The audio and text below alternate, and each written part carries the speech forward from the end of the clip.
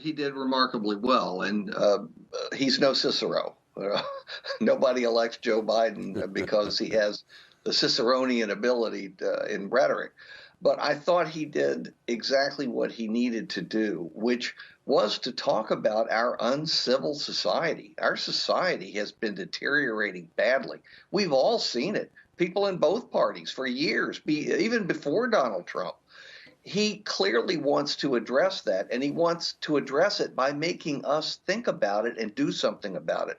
That may be the most important thing he can do as president, other than helping to put the pandemic behind us and rebuild the economy.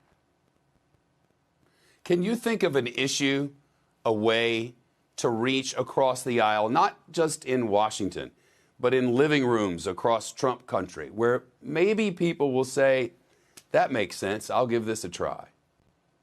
Yeah, I don't think there's a Democratic or Republican way to solve a pandemic. You can argue about wearing masks, but everybody's going to be thrilled when we can look in the rearview mirror and see that pandemic going away. And also the economy. Again, people disagree about the proper tax policy and spending policies, but they're also willing to use a very controversial C word that we've lost sight of, particularly during the Trump years. The C word is compromise. You know, that was the genius of the American Republic for centuries, and we've lost sight of it. Joe Biden is actually the perfect person to try to reintroduce it, because that's the Senate he grew up in for decades before we started polarizing. But many on the left want no compromise. They want an impeachment and a guarantee that the previous is a nevermore. And on the right, they don't want to compromise. They want to fight. They've made that clear for 4 years.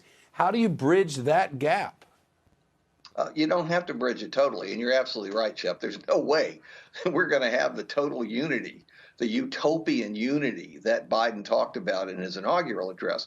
But we do want a president to set that goal. If you don't set the goal, you're not going to achieve any of it. How do you achieve it? There are a handful of Republicans in both houses who will compromise. There are a handful of Democrats in both houses who will compromise. And oddly enough, you know the old saying about never let a catastrophe go to waste? Well, we had a catastrophe on January 6th. Both sides are nervous about the future of democracy in this country. So you use it to bring people together and say, it's this or chaos.